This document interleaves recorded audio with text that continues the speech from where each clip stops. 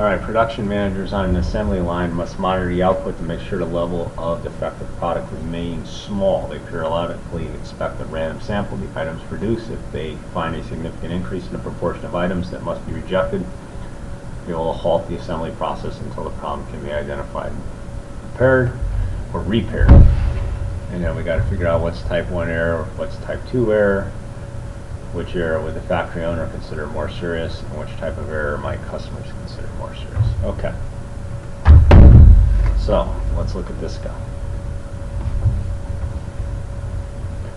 So, the null hypothesis is that this proportion equals,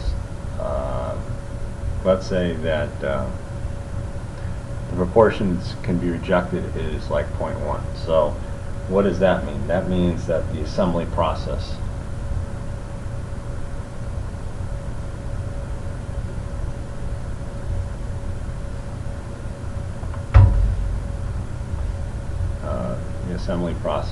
is working fine.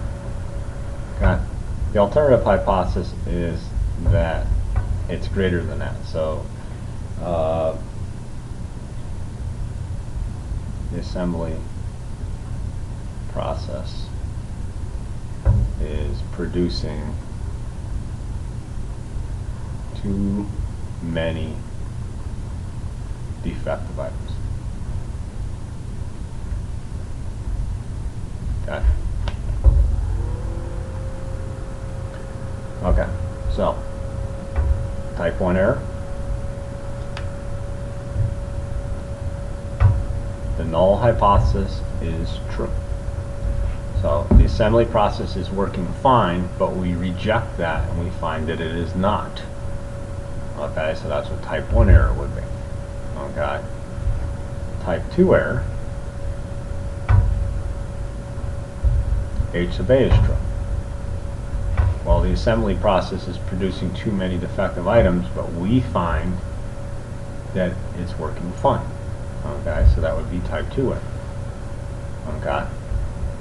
Now question C says, which error would the factory owner consider more serious? Okay, well, factory owner is not going to be happy if you shut down his assembly line when his assembly line is working fine, because that's going to cost him money. So, what's true? Well, the assembly process is working fine, we shut it down. So, type 1 error, the factory owner is not going to be happy. Okay?